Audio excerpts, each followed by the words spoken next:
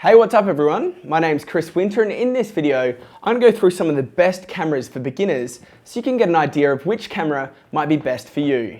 By the way guys, I'm giving away a $25 Amazon gift card once this video hits 1,000 likes. So if you want to enter, all you need to do is subscribe to this channel and follow me on my Instagram page, which is linked down below under this video.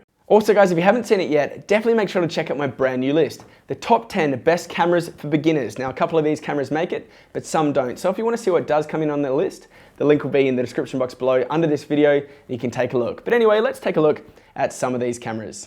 So today's question asks, hey Chris, I'm just starting in photography. I've been using my phone for a while to take photos, but want to step up to a better camera. Which one would you suggest?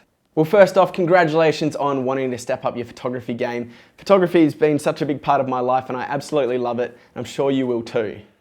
So there are a lot of great cameras to learn photography with, and they don't always have to be too expensive either. First off, good work taking photos with your phone. I often encourage people to learn to take great photos with their phone because it really makes you be creative, because your phone is somewhat limited compared to a DSLR.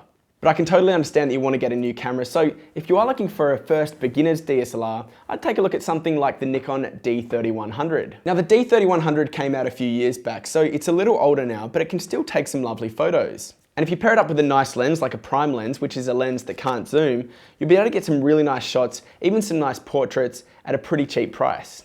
A good cheap lens that a lot of beginners use is the 50mm f1.8. Now, these are pretty cheap, and because they've got a really wide aperture of f1.8, they're great for portraits, and you can get that really lovely blurry background or bokeh effect.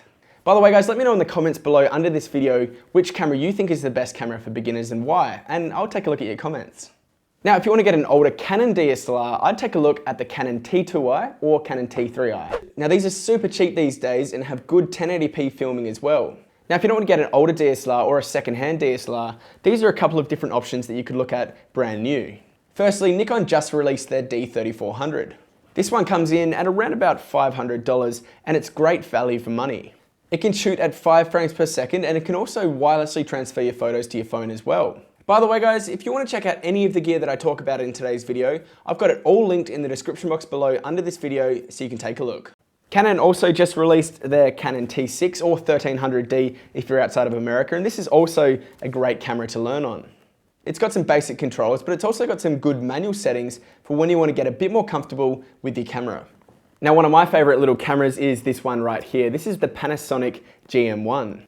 This one here is about 3 years old now, so it's pretty cheap these days at around $300. Now the Panasonic GM1 is one of the smallest interchangeable lens cameras in the world, which means obviously you can take the lens off and choose a different lens, but it still takes absolutely fantastic photos. Not only that, it's got a cool vintage look, which I really love. If you pair it up with a nice lens like this one here, the 20mm f1.7, you can really get some lovely photos as well. Now one of the most popular cameras from Sony is another one that you could look at. It's called the Sony A6000, and it's a few years old now, but it's still great. There are a few other models in that range that have come out, the A6300 and the A6500, but for a beginner, I think the A6000 would be perfect for you. You could also look at the Panasonic G7. Now, it's a brilliant little camera which records in 4K as well, so if you're into making videos, that could be a good choice for you as well. So there are just a couple of cameras that I'd recommend for beginners getting into photography.